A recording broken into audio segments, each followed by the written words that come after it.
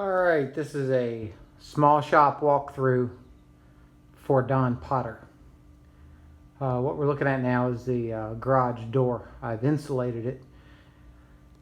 I've also insulated the ceiling. You'll see where I've patched up the 3-inch saw holes where I've filled in with insulation. I've also filled in the whole ceiling with insulation. There was a 20-inch gap to fill in there all the way across the ceiling. I do this because most finishes that you apply need to be applied at 50 degrees. Well, I can take a space heater and put in this garage and get it up to 50 degrees during most winter days. Usually it stays 32 to 50 degrees in here anyway during the winter. Alright, so let's go and start at the left door side here. And this is my table saw. It's a Grizzly GF 690. You can see that down there. The reason I chose this saw is because it's not huge, and it runs about 3 amps, and I've got it hooked up to 220 right now. And there was a dryer vent that I turned around. A dryer receptacle that I turned around and had it hooked up to with with a really long cord that goes behind here, along here, across here, and back here. I'm really sure that's probably not energy compliant or whatever it needs to be. Alright, so the next thing I have over here next to the saw is a clamp rack. I have a bunch of clamps leaned up in the corner and a clamp rack here. I've got some a tool hanger thingy right there. A little space in front of the saw for drops.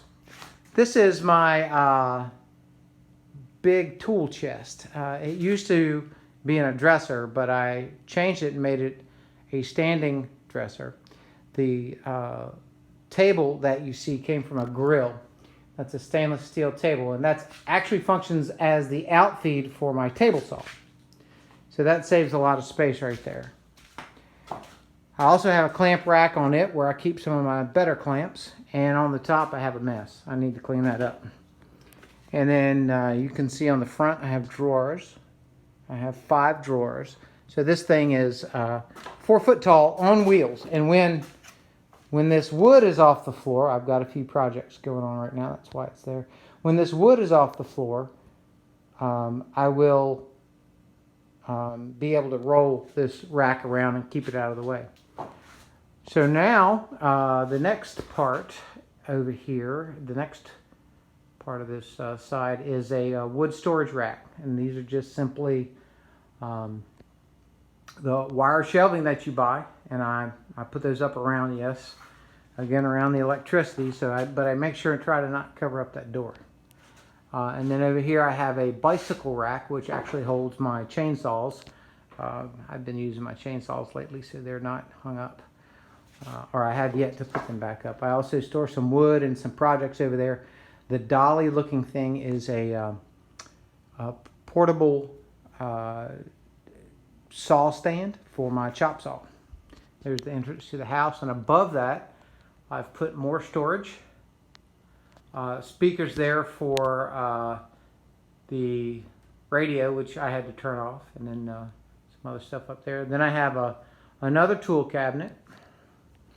Then over in the corner I've got freezer. I did a built-in shelf. I've got some that's more like trim molding and some winter type toys for the kids and an old chest and stuff. And then I've got a couple of other storage racks over here. As you look at that tool right there, that's a mortising tool. It's on a stand, so it's mobile. And this box right here actually gets slid back in up against the wall.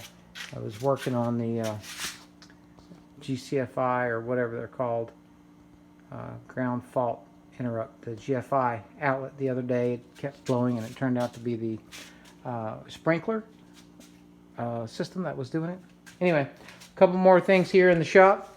We've got the rolling woodworking cabinet / tool cabinet. Behind that, with a beehive on it, we've got my router table with my router. That's a Jessam router table. It's made out of phenolic. It does a really good job. It's nice and flat. Then against the wall over here, we have a bandsaw, again with wheels. Oh, one of my favorite things, the air hose, which is currently in use. I've installed that up on the ceiling. It comes down, and then my pancake compressor's on the rack. Well, I actually have a second pancake compressor that I take with me when I go and do stuff on the road, which I happen to do often. The next thing over here, we have more storage shelves up top. Different things stored up there, some fishing stuff. There's a sliding jig for a sliding dado jig for the table saw.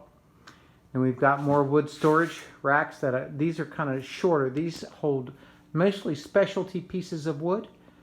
You might see some ebony over there on that next to the bottom shelf. The bottom shelf is got some special walnut pieces and then some other special pieces I have on there. And then I have my chop saw in front of that, and just below my chop saw I have my trash can, which makes sense because that's probably the messiest station I have. I have air to run that I could run to that, but I just run it without it for now. It's my air is would be kind of a pain to hook up to that. I don't have any central air in the garage. I have a rolling air unit. Of course, another shelf there full of stuff, and over in this corner is kind of the yard section. A lot of lawnmower stuff back there, bicycle stuff, etc. In the middle of the garage floor, I have my planer, which again is portable. I can disconnect it and move it down. It sits on a bench that has a bunch of cutoffs below it. I slowly dig those cutoffs out and burn them at the farm or use them as scraps. And then there's my air handler, air suction vacuum right there, which interesting thing, I run a black bag on it, and that's a 6mm yard bag. The reason that bag is on there is because I ran out of plastic ones and got tired of buying them. But that basically sucks the chips out of anything I hook it up to. Usually it's only hooked up to the planer. Everything else I just usually take the vacuum off, and I'll run it over here and open the door on the table saw and suck out the chips from there, etc., etc. This is my newest piece of equipment, which is a 8-inch joiner, planer. It's a joiner, I'm sorry, not a planer. And right now it's in the middle of the garage, but when I use it, I slide it down more towards the front. That way I'll have enough space on the outfeed. It is also on wheels. Everything in here is basically on wheels. There's nothing that I cannot move. So that's the walkthrough. Thanks.